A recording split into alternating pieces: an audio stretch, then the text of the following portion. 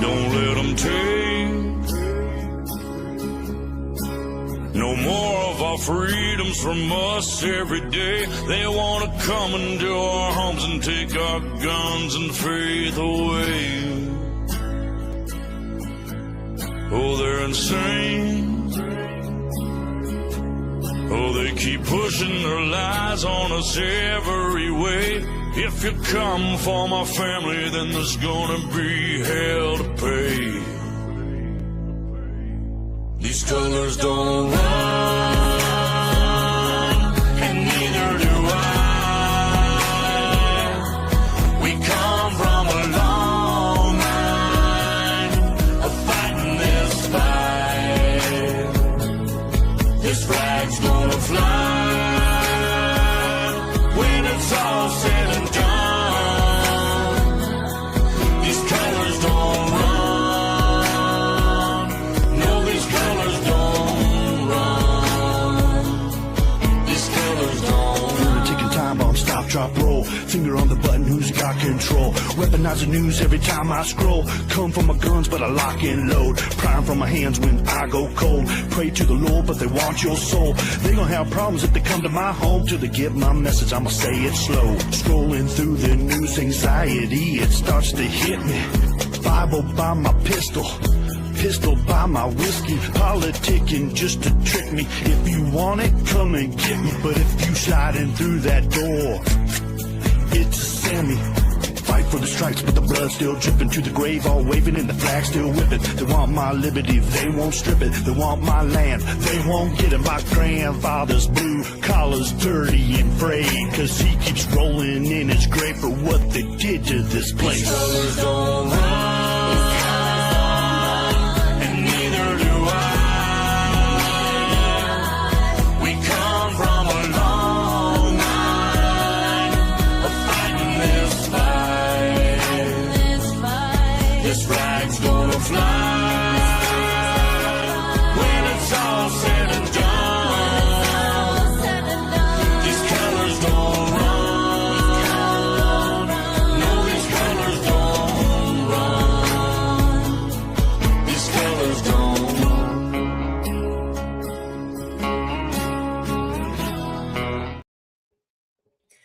Hey everyone. Hey Darlene, Tracy, Carol, Carrie. Good to see each and every one of you. Darlene, did you miss me? I know you missed me. Tracy, did you miss me?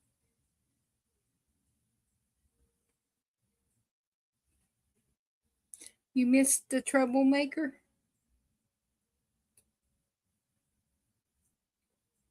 I've been good though. I've been really good. I've been keeping my nose clean. Trying to avoid situations. I've been doing a lot of dodging, but I'm doing good. As long as I keep dodging, I'm good. I can't get myself in trouble. You know what I mean, Darlene? Duck and dodge. Oh, man. Okay, let me see. Please keep Julius in your prayers. I haven't heard anything from him, but I haven't been online too much either. And remember Betty and her husband Steve and her brother-in-law. He really needs prayers, so please keep him in your prayers. And I think my mom's side of the family is going to decided Saturday they was going to do a celebration of life for my uncle. So that gives Sky a few more days. But just keep her in your prayers.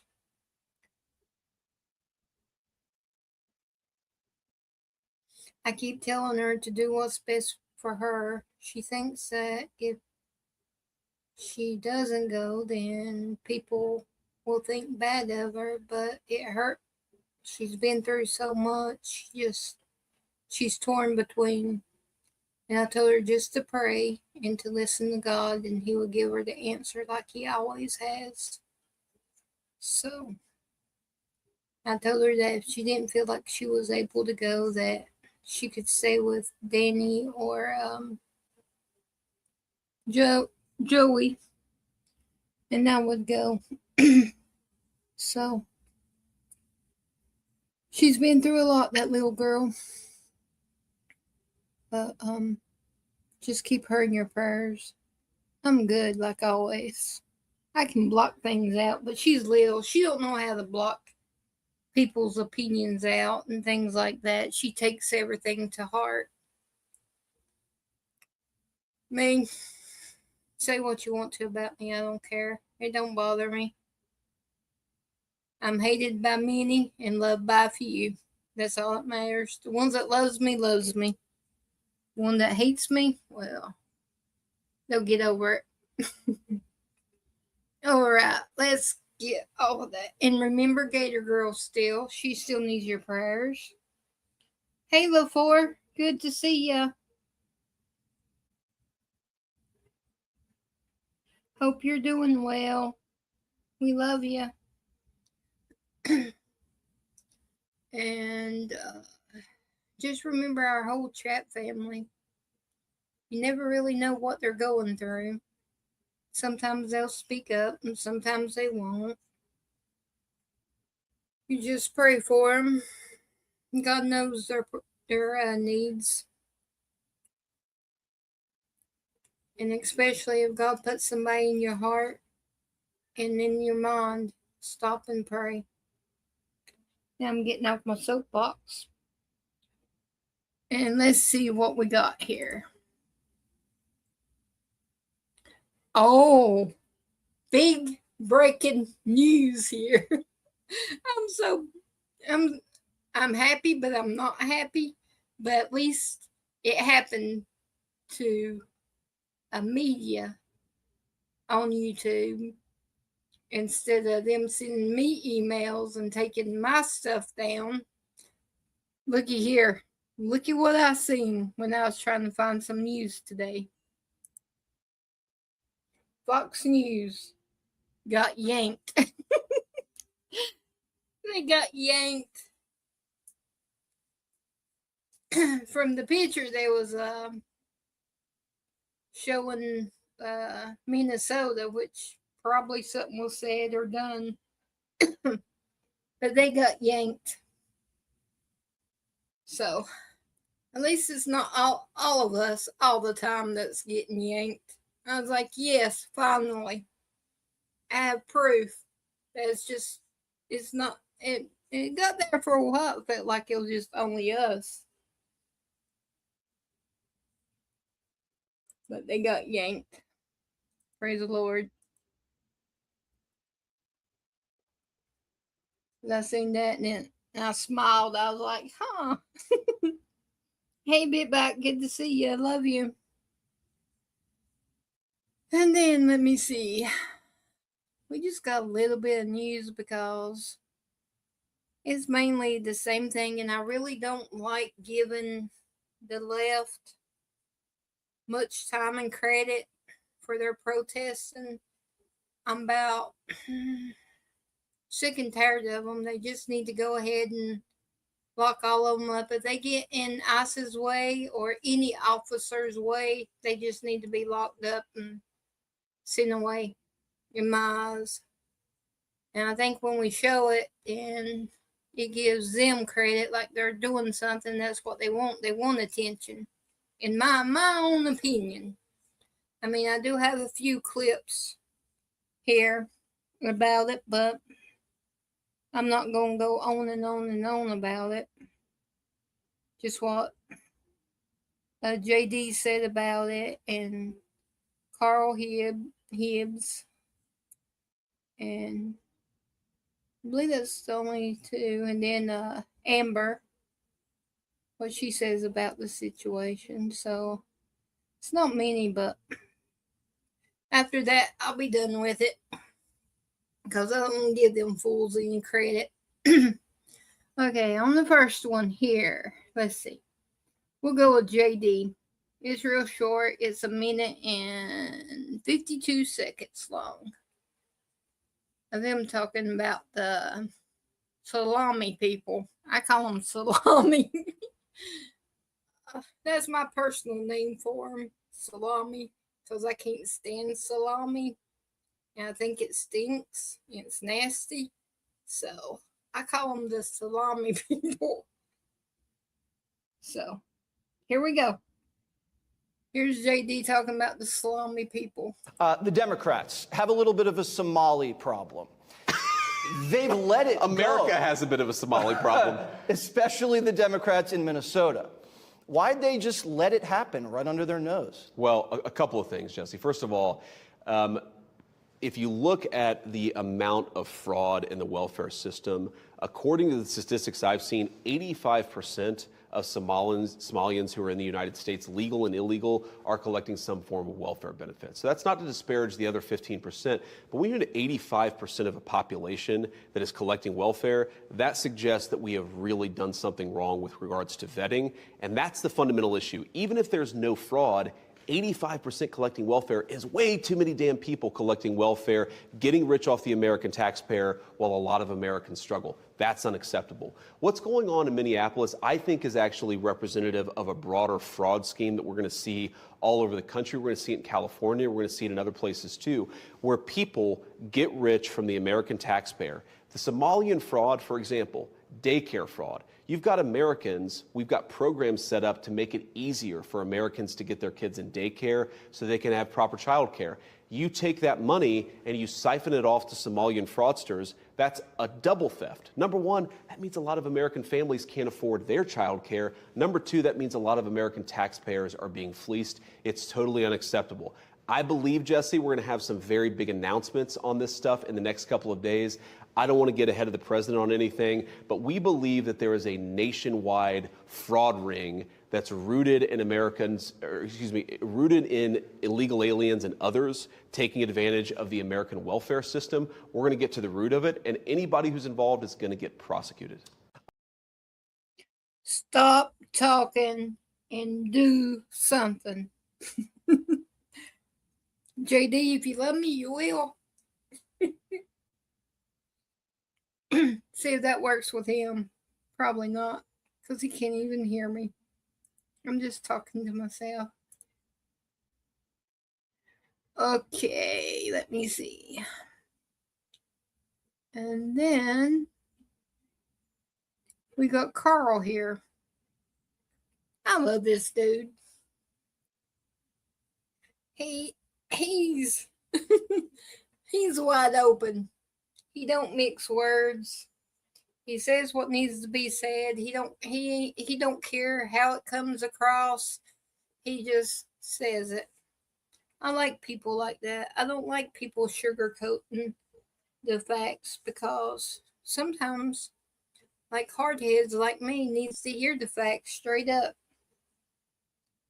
Hey, Gator Girl, good to see ya. Love ya. But here's him.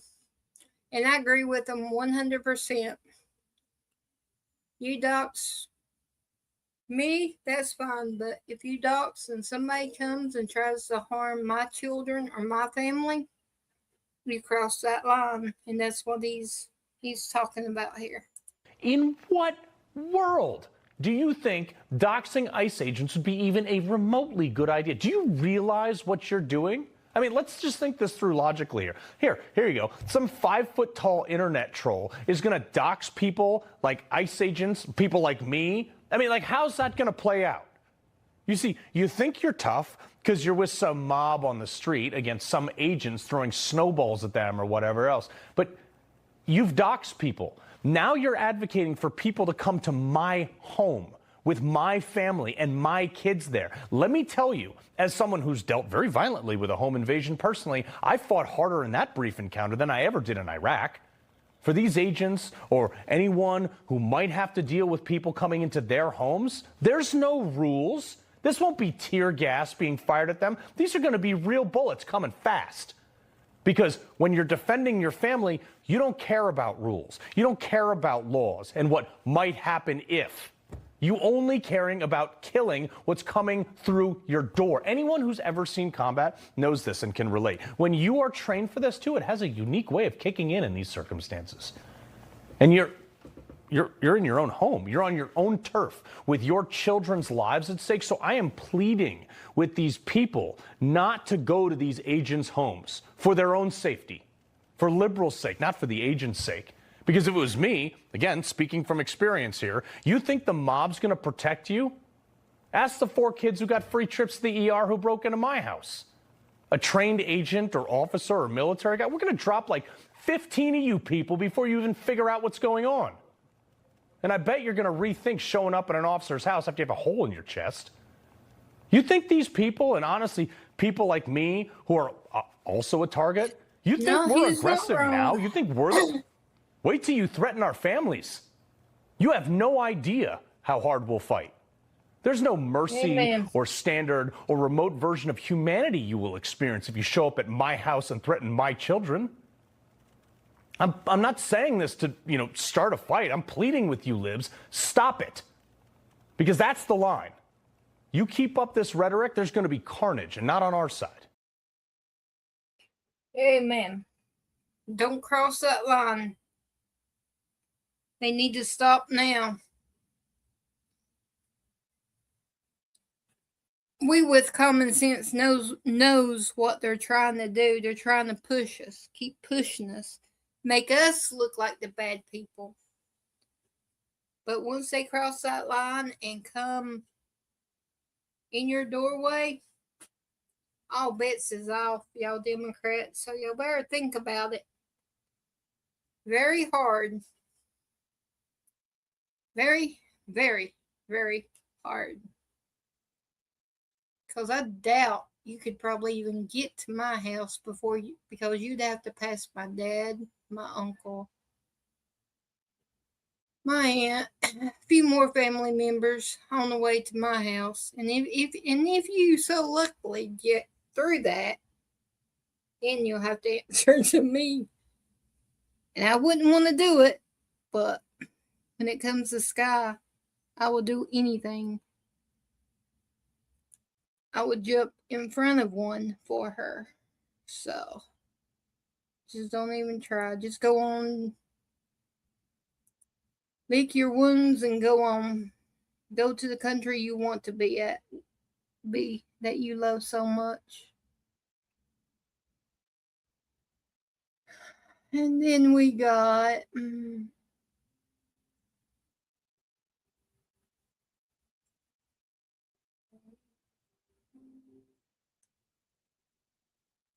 This is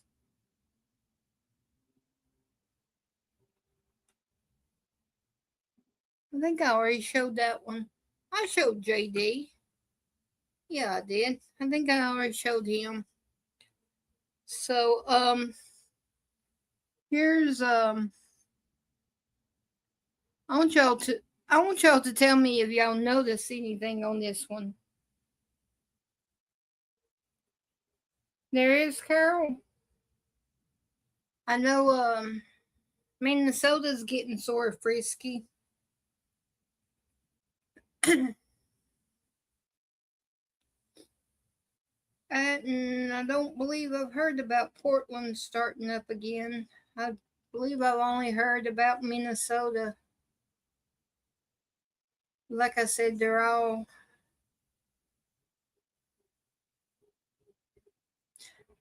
They better think they do stupid things, they gonna win stupid prizes. They keep on messing, they gonna cross that line, which to me they've already crossed, but some people gives them more chances than I would.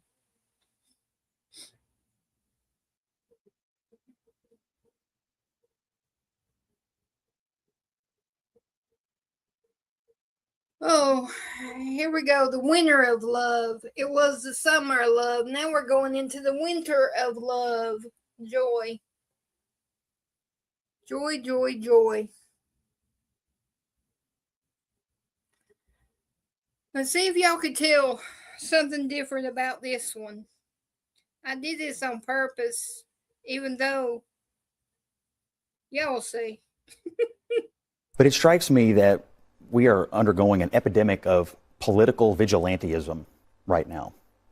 Why are people showing up in vehicles, in convoys, not just in Minneapolis, but all over the country in an effort to obstruct lawful federal law enforcement activities? This is not an isolated incident. We have had hundreds of car rammings against ICE agents all over the country. According to DHS, this lady in this car today, along with other vehicles, have been tracking ICE agents around. Why are people believing that they can drive their car into a federal law enforcement situation and that is an appropriate thing to do? I understand they don't like the fact that these agents are enforcing existing immigration law, but that's not how we change laws in this country. If you don't like a law, you talk to the politicians. You don't drive your car into the middle of a building or a law enforcement situation that's being occupied by the people who are simply there to enforce the law. If I don't like how much the IRS is charging me in taxes, I don't drive my car into the Treasury Department and try to run somebody over. I call my congressman. Political vigilantism is being encouraged by Democratic officials like the Lieutenant Governor of Minnesota, Peggy Flanagan, who earlier this year told people to, quote, put your bodies on the line, and Tim Walz calling these guys Gestapo all year. What do you think happens when you radicalize a base of people about? Yes, that's from CNN.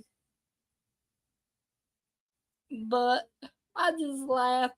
She was like seething, like the evil was like oozing out of her eyes. She was blinking so much.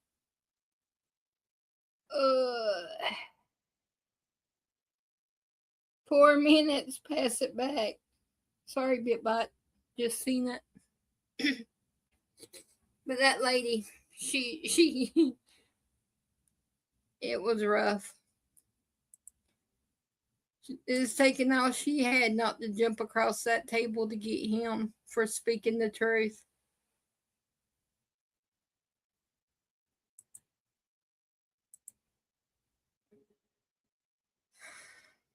Okay, we got, let me see. Oh, this was sent to me. I don't know if I should take this as a threat or not. They said, are you ready to play? And sent me this little video. I consider it as a threat. And I messaged them back and said, really?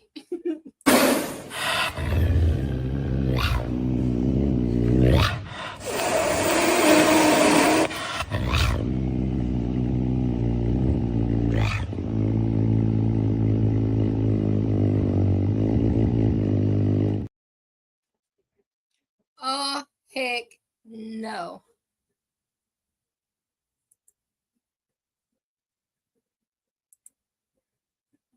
They said they looked hard to find out where that clip came from that Sky found. They said you just don't know what that thing eats and how they feed it and take care of it and things. I said, I don't want to. I said, I'm not getting nowhere near that darn thing. And they said they was going to get Sky One. I said, nah, hell no. I said, nope, not happening.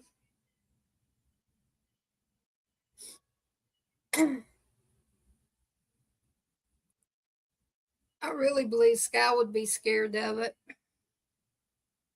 Personally, I believe she would be even scared of it. I mean, it puts a little fear in my heart. But here's a little clip, and then it should get us to the national anthem. Here's Scotty. You know, we didn't get diagnosed with ADHD. We just got told to hush, go outside, and don't come back till the street lights come on. You couldn't sit still. They didn't call a doctor. They handed you a rake and told you to go work it out in the yard. You talk too much. They put you on cup duty at the family reunion. Since you got so much to say, you could talk to everybody. You couldn't pay attention. Now you outside picking up pine cones like it's part of your community service. You fidgeting too much at church. A 2-finger pinch and a peppermint will make you sit still for 3 hours. Teacher say you couldn't focus. Your mama say, yeah, he can't focus, but he knows when I open a Sprite in the next room. You got distracted easy. They send you to go get something from the shed just to reset your whole brain. And don't ever say you were bored, 'cause that come with 14 new chores and a lecture about how they didn't have time to be bored when they were growing up. We didn't get tested. We got told to go find something to do before I find it for you. Your treatment plan was chores, fresh air, and a side eye from across the room. Hey, Cindy. Hey, Melanie. Good to see y'all. Love y'all. Hope y'all are doing good. 1 minute or less. Pass it back.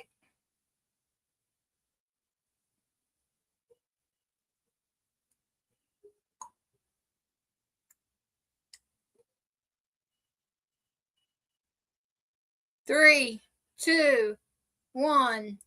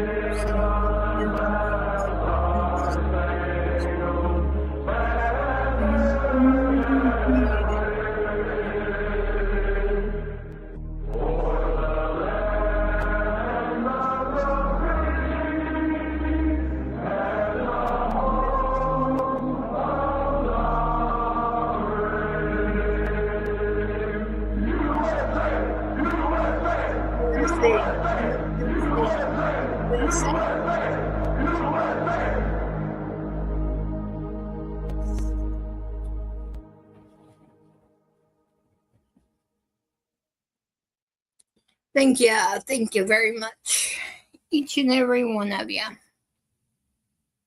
And I've seen this little clip. Oh, nobody ever better get me one of these. I already threatened Sky and everybody around here. So help me goodness. This is so not right here.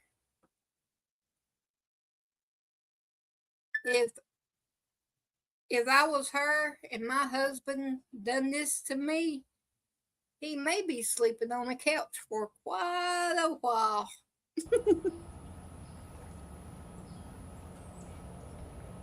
I'm just waiting on Mimi to text me and ask me what in the world this is.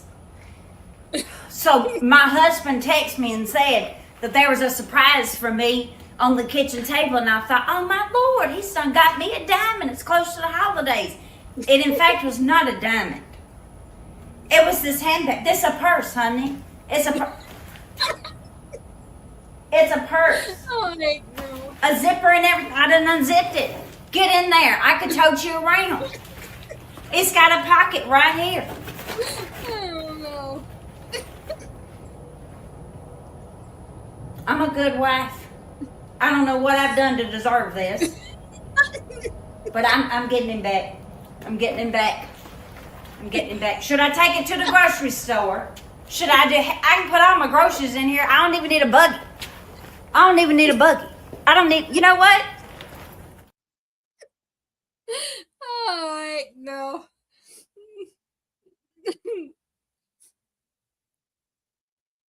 Any of my my potential husbands, if y'all ever do something like that, you're done for. That is Howdy. bigger than a suitcase. Hey, Gary, good to see you. I got sidetracked. I got sidetracked last night. That's okay. Well, like I say, my pocketbook or purse or whatever y'all want to call it is kind of like a backpack. There ain't no way I would be carrying something that big. No. No. I could throw Like Sky it's like in there. carrying a spare tire. I tell you. That's crazy. Yeah. I've seen some funny things.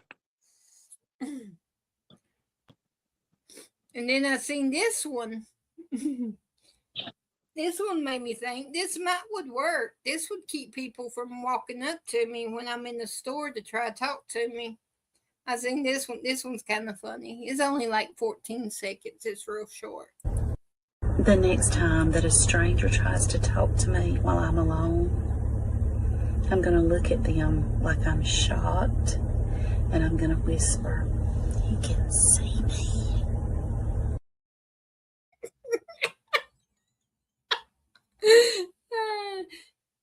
I didn't get it. You can see. She's pretending like she's Oh, a you can ghost. see me. You can see me. Oh yeah, cool. We used to go. We used to go in the lines like at Disney and places like that, and say, "Didn't I just see you on TV?" Stuff like that. People look at it like, oh, "Who is that? Who is that?"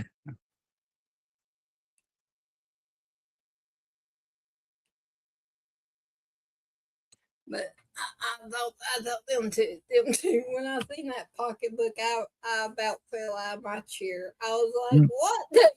No way! No, that they have to be. That can't be real."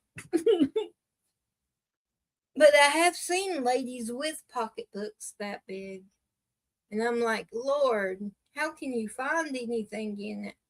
See, my little backpack pocketbook thingy has like compartments in it where I can put chapstick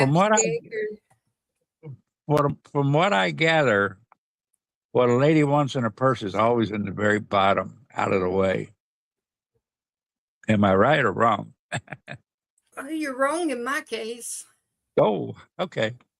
My chapstick's right there in the first flap. And oh, then you got flaps. Tissues. Yeah, because I'll take a picture of my pocketbook for y'all. That's the way my pockets in my pants are. They're all organized. Chapstick on one side, clippers on the other side, keys, money folding up in the corner. I throw the keys right on top. Like when I get out of the car, I'll just throw them on top so I can grab them real fast. And then everything's right there together. But I can't handle none of them big kahuna pocketbooks. Yeah, I can't either. Now my sister loved them, but me, nah. She used to say, "Well, you're a tomboy. Of course you ain't." I said, "No, I'm whatever I am." I said, "But I ain't going. No, you can't find nothing." I said, "I can't find a Band-Aid." I said, what if Sky falls and scratches her knee? It'd take me an hour to find a Band-Aid. No, I'm good with my little, I call it pocket backpack. Pocketbook backpack. I forgot to say hello to Jeff and Terry. So hello, guys. Where's Chris? Well, he had a doctor's appointment today. So that's right. He did, didn't he? Yeah, he may be tired. Hey, Jeff and Terry, my brothers. Good to see y'all. Love y'all. So you like my new you like my new avatar? Honestly, I can't see it. You got to blow up your screen.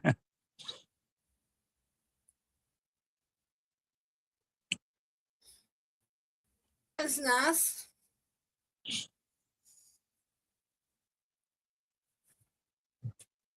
Yeah.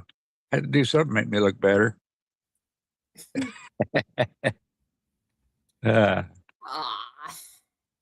There's,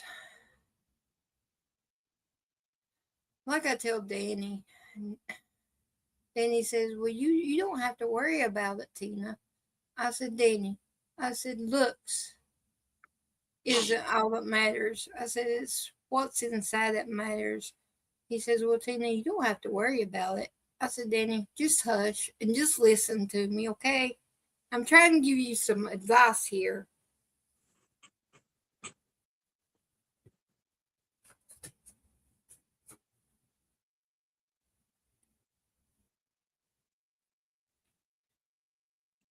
I said, and why are you worried about girls liking you for? I said, you've got you a girlfriend. I said, and you know how Sky does with change. I said, you best just chill. Go with the flow, right? Yeah, but you best just chill because he's not promised Sky will like the next one. So he best just chill and be happy with what he's got because she's a pretty good person so far. I haven't found nothing bad about her. I keep my eyes on her though. You're not going to hurt my boy.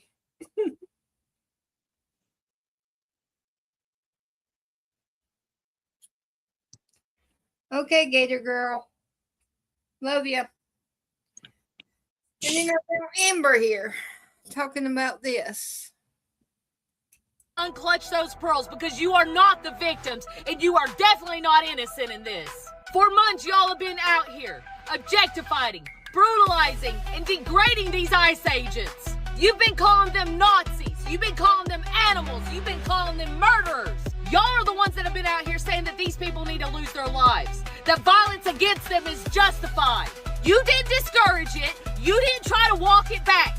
You amplified it. Y'all have been the ones out here indoctrinating all these people, telling them that these men don't deserve to breathe. So y'all don't get to sit there and act surprised when chaos actually shows up. When a woman uses her vehicle as a weapon, and then a man reacts out of fear that you created, because for months, all he's heard is people like him should be hunted down and killed. Now all of y'all are out here acting like, oh my God, how could have this happened? Hear me clearly when I say this. Fuck you! This just didn't fall out of the sky. This just didn't come out of nowhere. This is what cause and effect looks like. You don't get to sit out here and scream death to them for months, then cry victim when somebody believes you. You don't get to sit here and weaponize mobs, excuse violence, and reward extremists, and wash your hands when reality punches back. Y'all have been the ones out here teaching these people that violence is acceptable. You've been the ones that normalize it. You've been the ones that have been cheering it on. And now that it's ugly, now that it's undeniable, you want sympathy? Hell no. You don't get to light the match and pour the gasoline and dance around the fire and then cry when the flames spread. This is your rhetoric. And this is your responsibility. And that woman's blood is on y'all's hands. Let me quickly apologize for using some foul language in my video earlier today. I do apologize about that. I was a little hopped up, you know what I'm saying? And I'm gonna try to keep it cool, calm, and collected through this video, but Tim Walls, bro, you be getting on my nerves today. You working my last nerve. Cause let me tell you, those words you were using today, sir, you better watch how you saying it, all right? Because you are walking a very, very, very thin, unconstitutional line. Because what do you mean? Why are you trying to flex with the National Guard that you are allowed to have in your state? You better not be saying that they're going to be going up against the federal law enforcement that's there. Like, if you want to use them to just stand there and just keep everybody safe, that's one thing. But if you were going to try to turn your National Guard against federal law enforcement, honey child, I don't think you want to go there, Tim. I don't think that is a smart move. You might need to just go ahead and resign, because you playing with fire, all right? I don't know, Carol. That's a good question. I like to know that answer. Why ain't we seeing action? Why is it getting this far out of hand when mainly our guys and gals at J6 was just there singing and protesting? And yeah, they did get a little rough, but that was because the police was harming people. She said a mouthful there, that's for sure. That is for sure. I mean, just like the mayor gets up there and he says, hey, use explicit, keep ice out of, Yeah, that's what she said. That goes to tell. Let's do a little more, Let's keep them out. It gives them a go ahead, get out of free. Yep. Got to get out a free card. And do they realize? Yeah, they realize it. Just like Walls, he declared war on the federal government. And he said war. He didn't say, play around. He said war. They called that a war in Venezuela. What's he want? He knows what war can. He knows what war consists of. Yep, they do. And I just can't wrap my head or hands around a state using their National Guard against the big National Guard. I say the state's National Guard is the little National Guard against the big National Guard. Yeah, what does he think? He's Wouldn't God that be bless? called insurrection? Right. Whatever you call it. Wouldn't that be what that'd be called? Is he David against Goliath? I don't think so. Not that demon.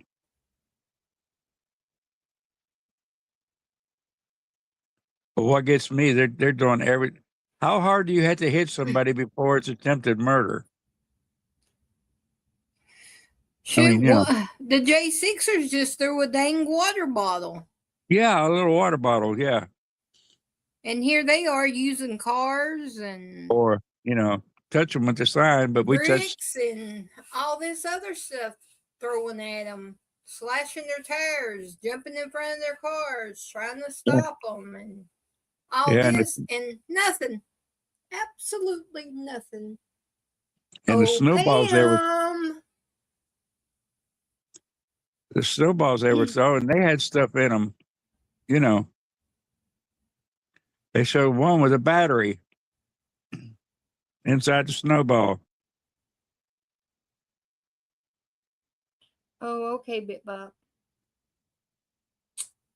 Oh, Pammy, why isn't there so many charges on all these people, Pammy?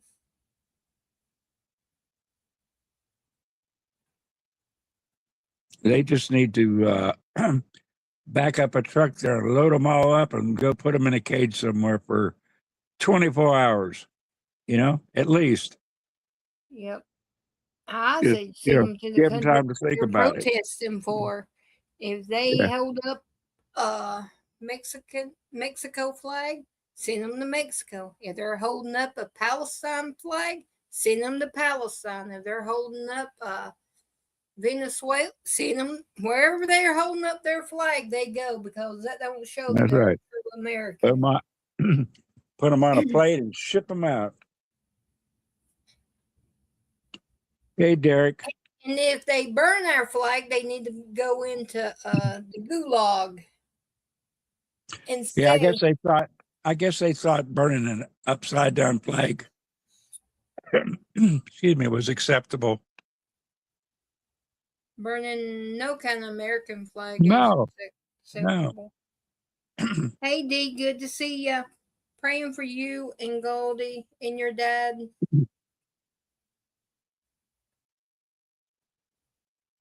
I know they ain't no Palestine, and if they was, you tell me what they would do with all these he-she's.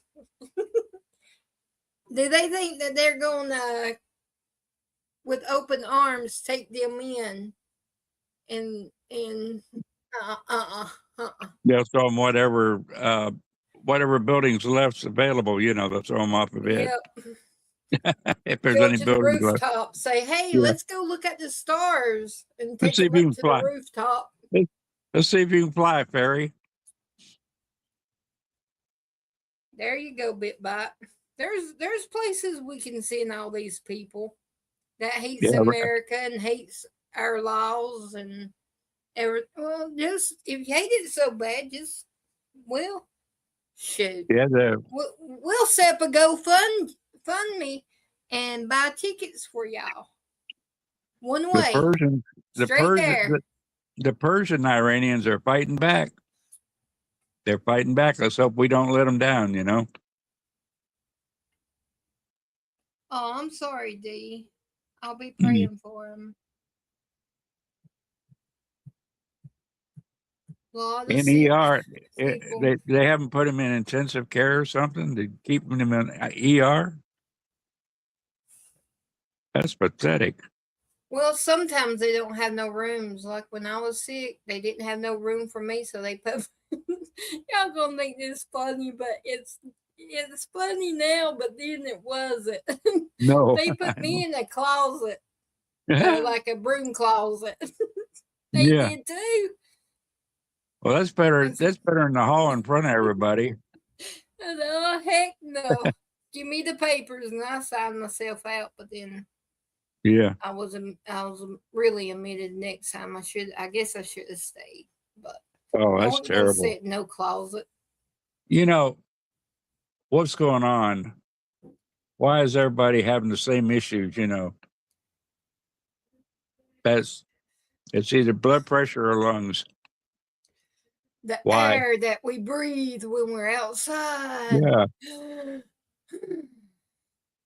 I feel so bad that with the songs I post in bands saying just breathe. Yeah, just breathe, right? Breathe. You're just breathing in all that crap. Yeah.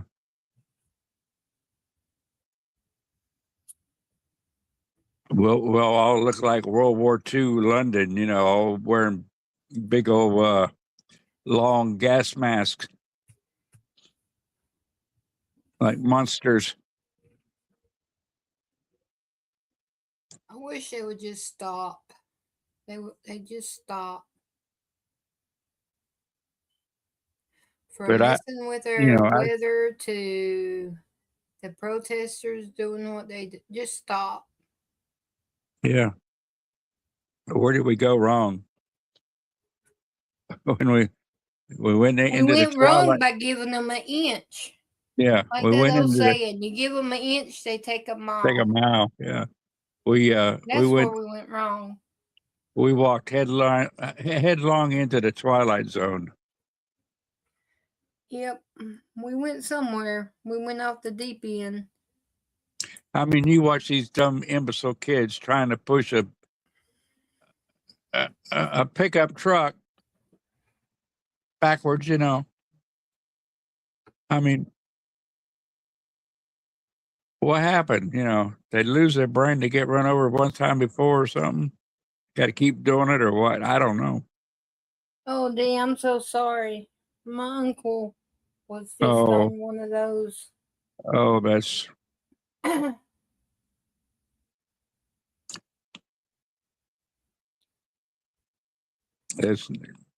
That's not good. It never. Me and Sky's been praying for him every night. We'll say a special prayer tonight for him, D.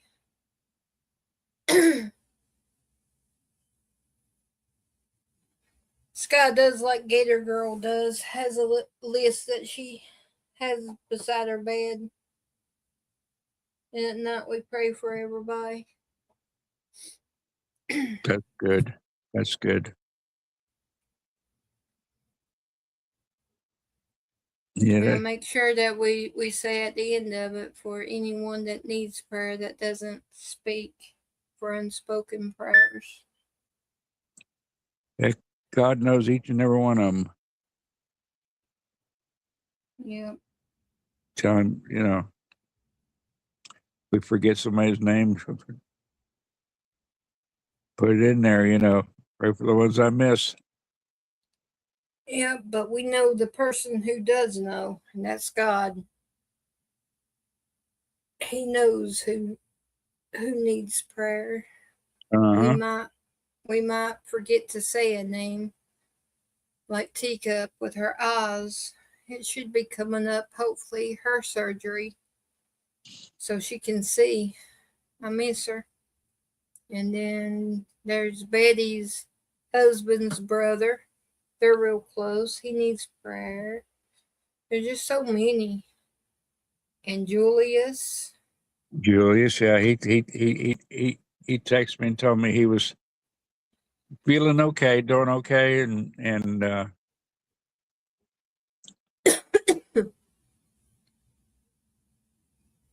keep praying for him.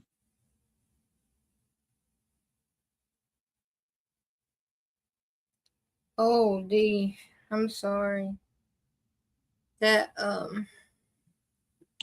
cancer is,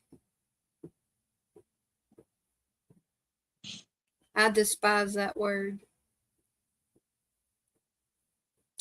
It took my sister, it took my mom, it tried to take my dad, it took my grandpa. Tried to take Sky when she was little. I cannot stand that word.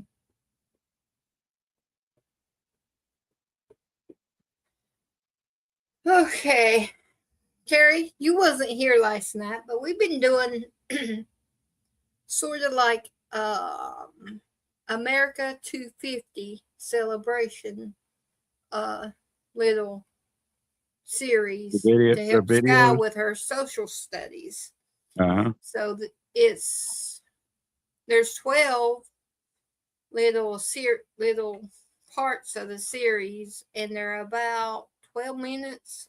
I think the longest is 13 minutes.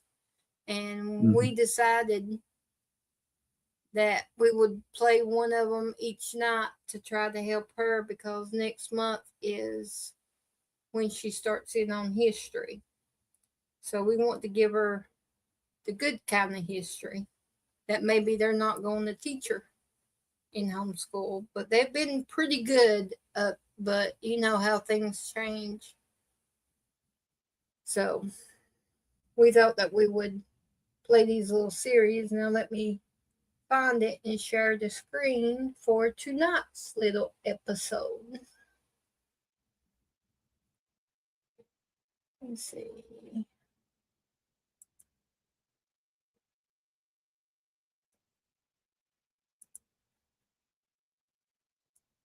Let's see.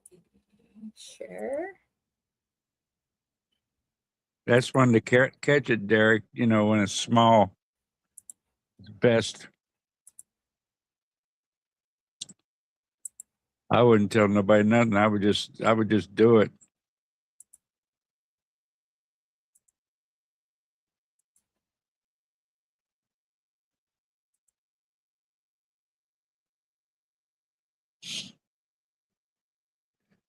About got it. Sorry. I'm still learning this.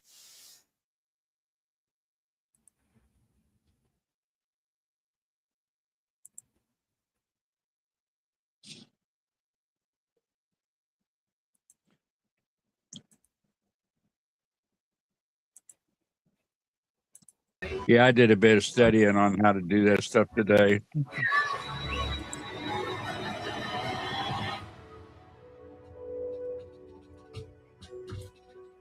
cannot do it on the phone.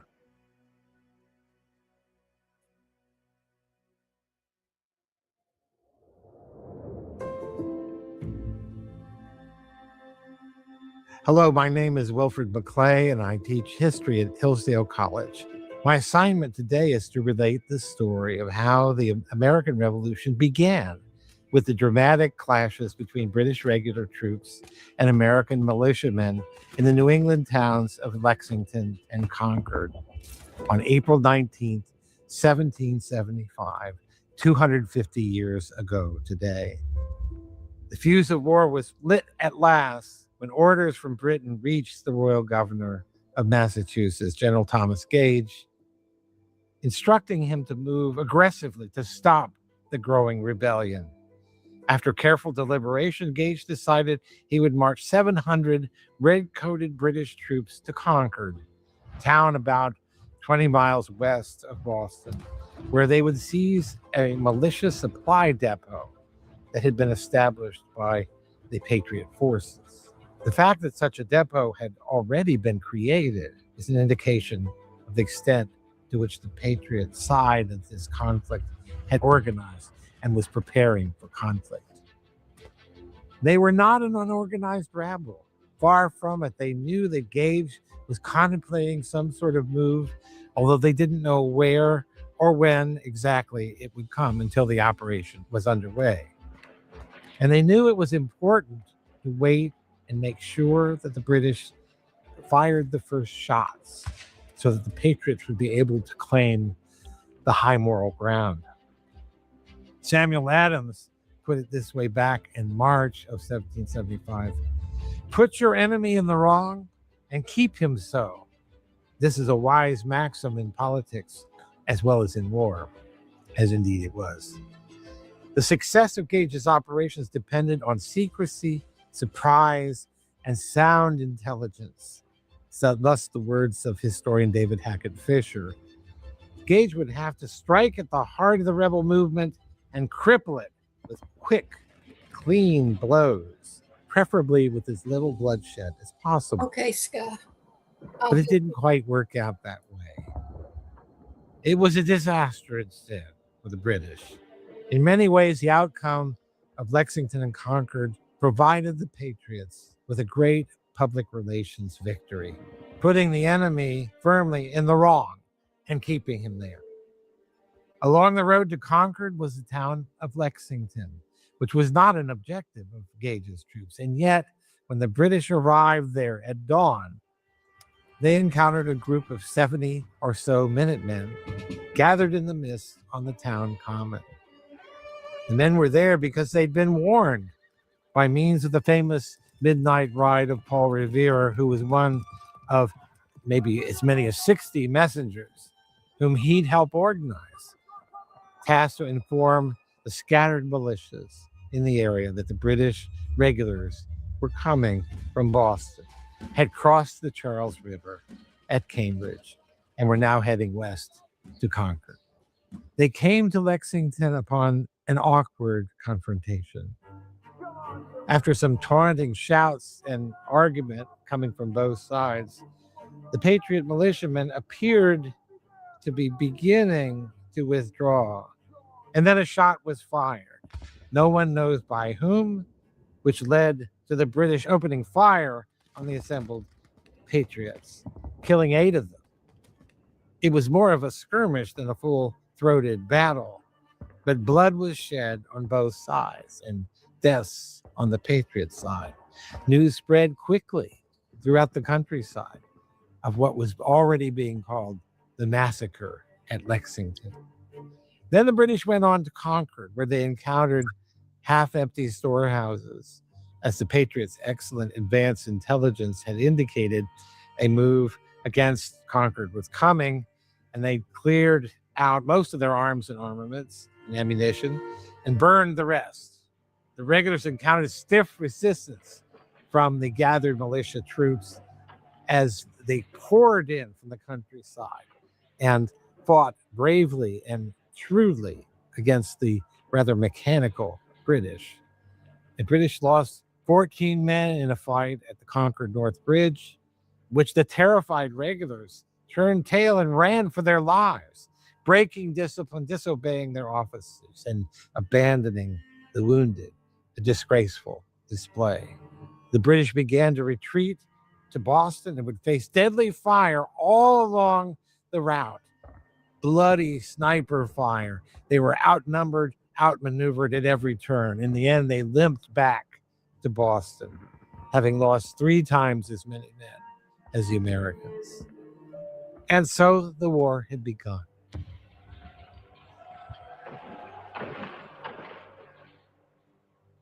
And now a few words about historical memory, because that, after all, is why we're here, to remember and to gain the value of remembering our own past. Why is it so important to do that? Much of what we remember Lexington and Concord for today flows from a single poem written in 1860 by Henry Wadsworth Longfellow. The poem is called Paul Revere's Ride. It used to be memorized by every school-aged child in America. It opens like this. I told you were here at the Midnight Ride of Paul You Revere. shall hear the Midnight Ride of Paul Revere. On the 18th of April in 75, hardly a man is now alive who remembers that famous day and year. It's really such an infectious poem. You catch it has the rhythm. It has a rhythm of drum taps. You know, listen, Yes, my children, indeed. you shall hear the Midnight Ride of Paul Revere. Da-da-da-da-da-da-da-da. But why did Longfellow address the poem to children? Surely children were not the only audience he had in mind, maybe not even the primary audience he had in mind. It was catchy to No, the but adults. he's indicating something. He's indicating that his poem is primarily meant as an expression of a precious memory, a memory of something that needs to be preserved, needs to be passed along to successive generations, lest it be lost. The memory, in this case, of Paul Revere and his heroic deeds. To be sure, the poem does not provide a fully accurate rendering of the events that took place in those days. For that, I recommend you turn to David Hackett Fisher or other historians who have covered that territory. But the poem does something different.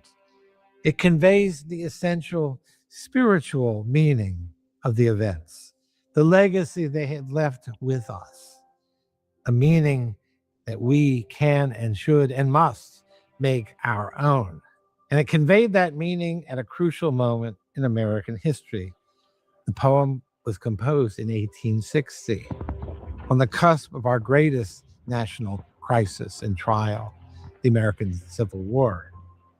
We were being called to look back by Longfellow, just as Abraham Lincoln urged Americans to heed the mystic chords of memory when he's inaugurated as president, and to remember the spirit of 76 and their heroic forebears. So Longfellow reminded them of a hero of Lexington and Concord. On the very moment when the nation was entering the great trial, the great crisis of revolution.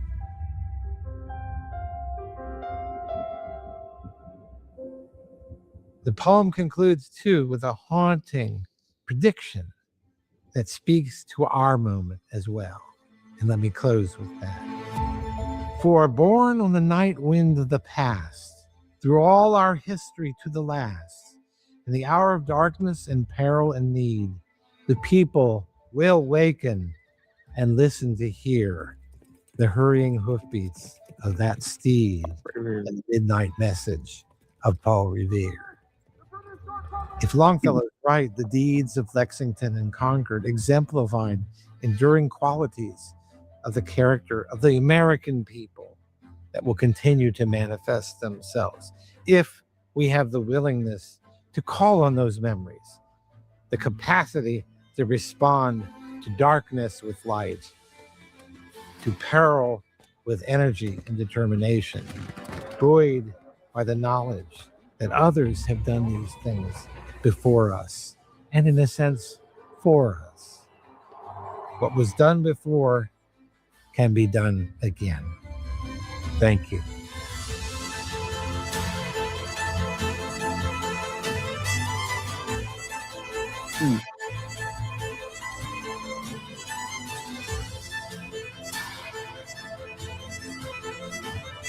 Yeah, when we would rhyme, we would say, "You're a poet. You don't know it because your feet are Longfellow's."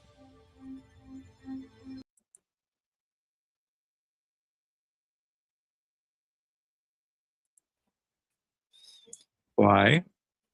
Alrighty. Yeah, we had to learn that poem in school. We didn't have to, but we did. You know. Oh, no, we're huge. We got I remember I loved it when I was a kid. You know, and now they're trying to foo-foo Paul Revere's. You know, saying it didn't really happen, and well, he kind of he clarified a little bit that there was more than just Paul Revere, which is true. You know, they had more people that town criers that gave the news, and that's basically what Paul Revere was.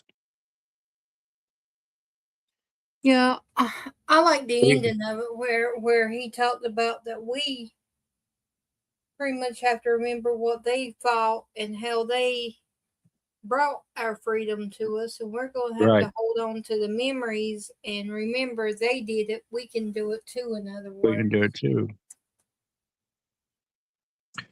And that's why they're taking all that out, you know, the civics and the history, you know, taking all that out and downplaying it, you know, so our people won't rebel against the things that they're trying to pass on to us.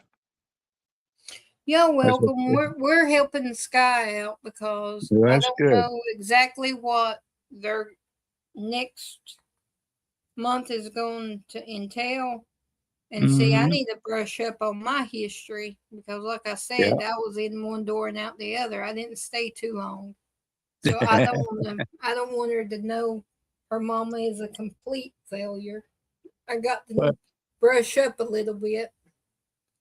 Now tomorrow night, one Pete's gonna be talking. Petey. Pistol Pete. Yeah, Pete's gonna be talking tomorrow night. He's next up on. When's Yosemite Sam? I don't know when he's gonna be on. I watched yesterday's today to make sure because I don't know exactly what they say. I got to make sure it's pretty. Make sure you know it. Pretty right, yeah, it's pretty right on the spot. But Trump wanted them to make this series of American 50 to let people remember what America fought for. That's one thing we all need to do. We all need to brush up on our history. You know, people think the history is boring, but it's not. It's not. You know, you go if you travel the country and you see these historical places, think about it. You know, you look at it and say, "Wow, you know, how'd I miss this? Why didn't I know about this?" You know, like you said, you skip history class. Oh, this is boring. But it keeps us, hopefully, from repeating mistakes. You know, the Confederate flag, the Confederate statues, you know, all Democratic. It's good for us. It's good to remember what all the military and all the people bled. Let's not do it again. And you see what you give us our freedom, and we shouldn't forget. We shouldn't forget all the sacrifices they gave for us back then, and now still continuing. They still fight for us. We'll see. We shouldn't forget and hide it in the back of our memory. We need to bring it up because look at what we're going through now. I mean, yeah. From Well, what what I did what see what in did chat and from what I see on clips and things, it looks like World War III out there with the yeah, protesters attacking the uh, ICE and ice and officers and buildings, and I mean it's just ridiculous. It's crazy. because they Crazy. haven't been taught history, they haven't been taught civics. They don't know how the government's run. They don't have a clue. They don't Well, under they don't understand it. That's why they're out there protesting. You know, they don't understand it. What did Trump use from Venezuela?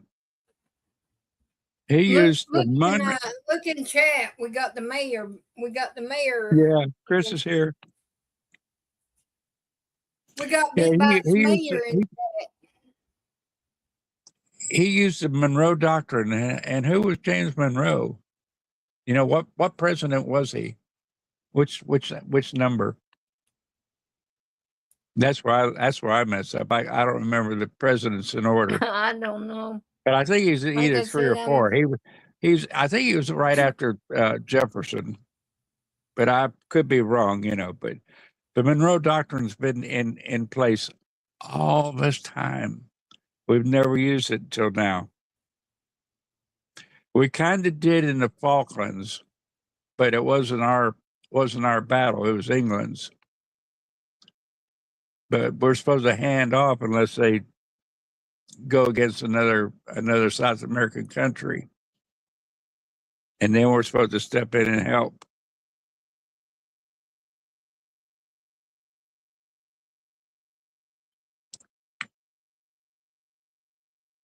But this is what we need to do. You know, listen to all these historical facts, and they replace history. They got a lot. They got a lot of different ones, but I just thought, like I That was asked last night the chat if they wouldn't be so bored with it that if they would like to learn with Sky and me yeah. I love more that. about That our history. that's one of my favorite stories. I don't know why, but when I went to Boston, I had to see where I had to see his shop and see the monument to Paul Revere. You know, whether he was real or not, he was real. You know, it doesn't matter either way. Even it put a mark on us. It helped our country. I like it because it's like whenever I listen, like to this evening when I listen to Pete for tomorrow night, it's like it just carries on the story. It doesn't like they repeat everything all over. It's like it's telling a story I mean, it's just unique the way they put the facts out there. I like it. It doesn't make me bored like hearing the same thing over and over again, just a different way. It's like they add a little to it each time and make it go. I don't know. Yeah. Y'all know what I'm Well, trying to say. I know what you're trying to. It's just like there's a lot of stories out there that's molded us, molded us from childhood, like Johnny Appleseed, right? The story of Johnny Appleseed. It might not be true, but it implants into us to take the seeds and put them out there, Take the seeds and plant them. That don't work. You can't make a apple tree from apple seeds. You can't. That you eat. Nope, I tried it. You got Sky's even tried it. I thought, but you know something. They come down and they do it themselves. We try to pamper it and try to, coax it along and everything, but nature does its own thing. A seed in the ground. I got Sky a bag of oranges. One of them little bags of oranges at the grocery store. And it didn't grow.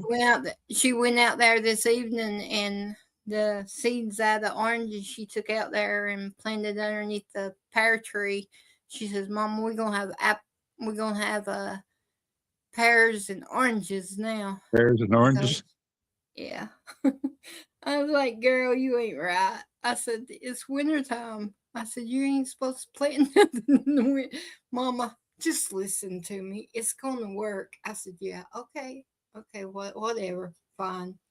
We'll see. We'll see how this goes. Mama, I'm right, okay? I said, oh, okay, you're right. We'll Yeah, but see. Summer comes, we'll see if there's any oranges out here. it's the little stories we heard, growing up and everything, like George Washington not telling a lie and told his daddy chopped down a cherry tree. It kind of gave us a moral backbone. George Washington didn't tell a lie. I ain't gonna lie either. Stuff like that. We've got away from that. Carol swallowed a watermelon seed. Ah!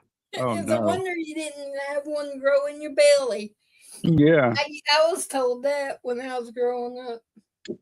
Now, my dad has, with watermelon seeds, my dad has grown some watermelons out of those seeds.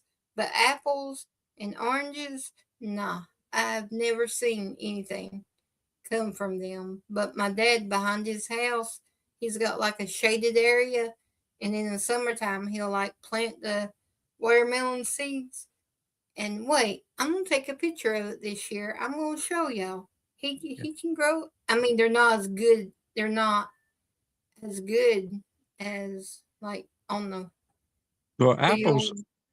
apples are shy. They don't like to be watched. They like to hide, grow on their own.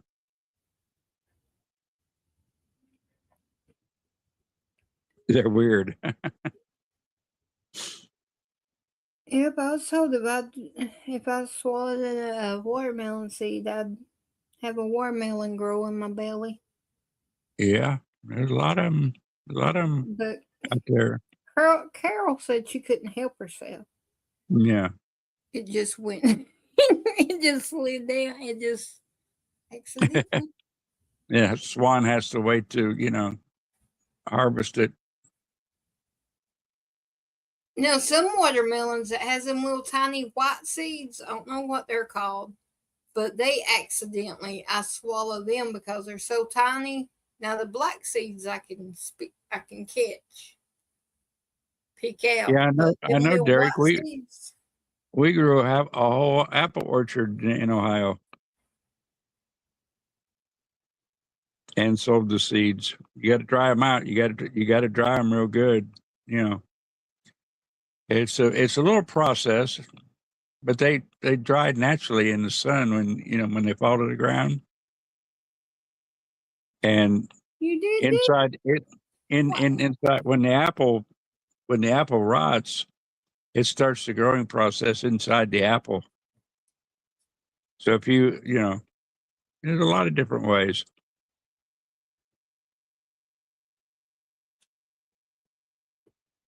But they do go wild.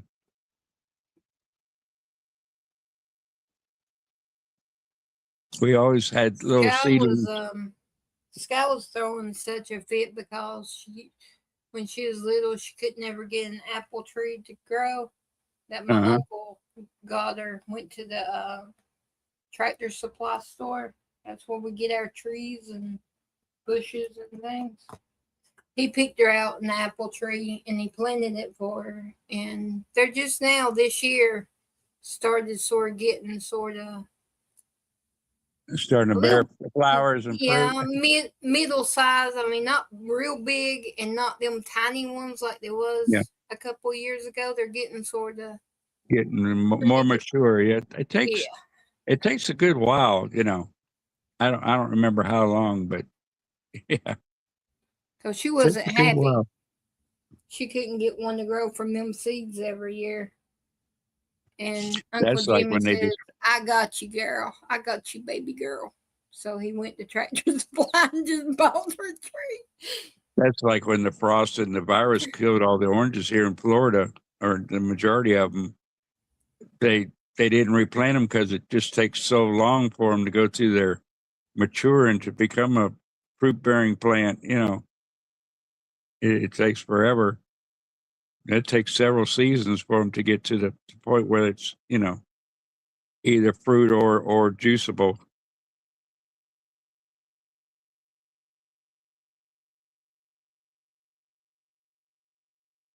Chris, what did the doctor say to you? I think I missed it.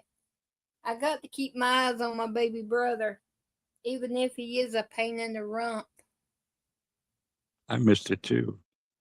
I just seen where he said that he talked to him for an hour or so, that he's a real nice doctor, and asked about his mom, but I didn't see what they said. I got to keep check up on my baby brother. Oh, you do, Dee? I like apples.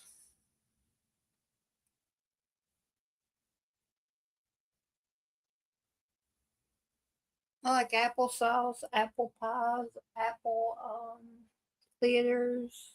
I like Apple strudel. cinnamon apples. Oh my lord, them's the bomb.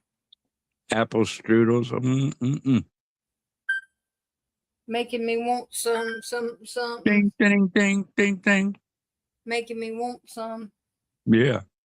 How'd we get off on apples? Johnny Appleseed. You done it, Gary. I planted that seed. You got it. Now I'm gonna have to go to the store.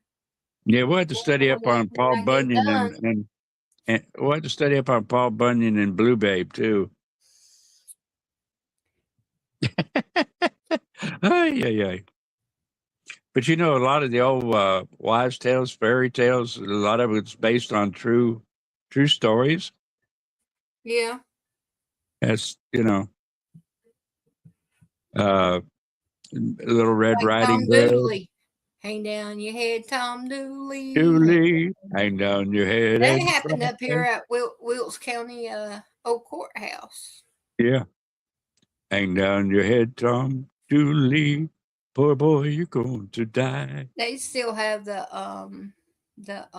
rope and the setup. I don't know what I can say on YouTube. The setup. The gallows. Yeah, the setup. They got that still up there. And every Halloween, which I haven't went yet because I go to Haunted Hills, but I think this year coming, I'm gonna go up there because they have like haunted trails where you ride the horse carriage through there, and then you get off, and then you walk into the old courthouse and walk around, and they tell you ghost stories, and there's supposed to be some strange things that happens. If you see the headless horseman, you better run like crazy. But I think I'm gonna do it this year. I didn't last year. I went to haunted trails.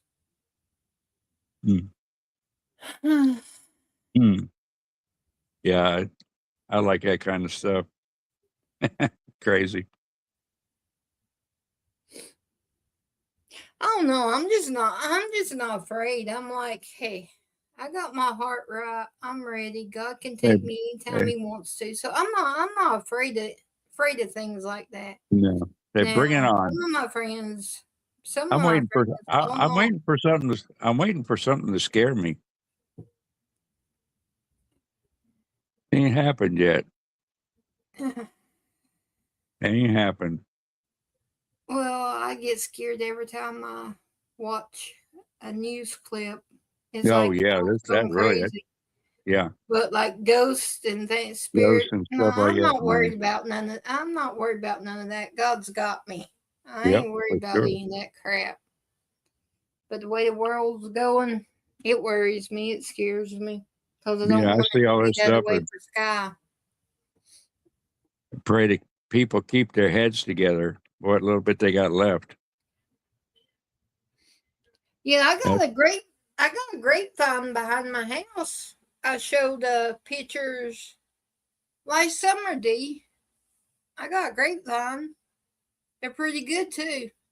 They're like I heard it on the grapevine. greenish purple grapes. I'm about to They lose start my out mind. green.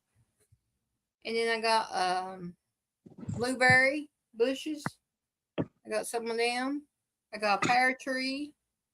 I got an apple tree. And Sky thinks she's going to have an orange tree this summer. Yeah. Yeah. You think? But don't let it freeze. How are you going to not let it freeze? It's in the ground underneath the dirt. A handful of seeds. Cover it up or yeah. If it gets way below freezing, water it down. It keeps it at a certain level, 32. That's what they do here. They spray them down. I don't believe that they're going to do anything. I don't believe they have anything to worry about. I don't believe they're going to do anything. I ain't got nothing to worry about there. Right there. Let it do its thing, right? It's nature. Yep. Nature will take care of it. Yep. All right. Good night, everybody. And cover I love up. all you. Love each and every one of you. Don't Good you night, forget Carrie. it. Thank you for joining. Yeah. Thank you for letting me up. Anytime, anytime. Night. Good night. Okay, family. Y'all ready? It's exactly 10, so good night, family. Love each and every one of you. And remember, keep our chat family in your prayers. If God places one of them on your heart or in your mind, pray for them. And remember Julius, Betty and Steve, and her brother-in-law, and T, and all of our family members that isn't in here, because you never know what they're going through. So I love each and every one of y'all, and I will see you. Let me see. Yeah, tomorrow night. And then it's Gator Girl Saturday. So I will see y'all tomorrow night, 8:30 sharp. Love y'all. Okay, Sky. Mama's coming.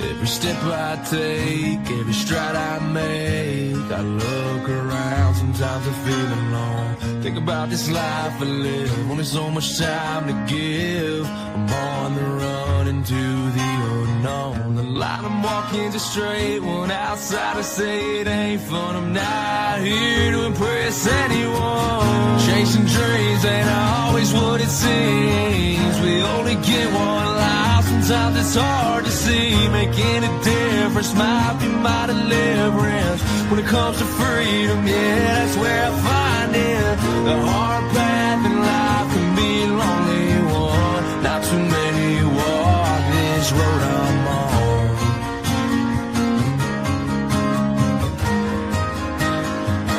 This road I'm on.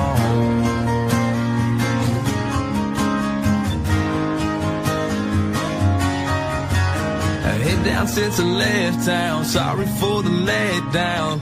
Don't know the next time that I'll be around. When I ask myself why I do what I do, there's a couple reasons, yeah, I can count a few. To all the ones that are proud of me, to all the ones that doubted me, thanks for watching my dreams become reality. Chasing dreams ain't always what it seems. We only get one life, sometimes it's hard to see. Making a difference might be my deliverance. When it comes to freedom, yeah, that's where I find it. The hard path in life can be a lonely one. Not too many walk this road I'm on.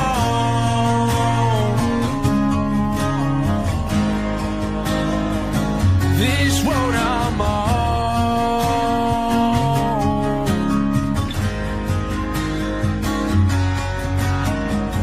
Chasing dreams ain't always what it seems. We only get one life, sometimes it's hard to see. Making a difference difference might be my deliverance. When it comes to freedom, yeah, that's where I find it. The hard path in life can be a lonely one. Not too many walk this road I'm on.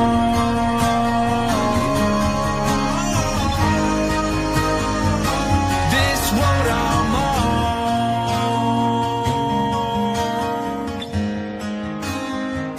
This road I'm on.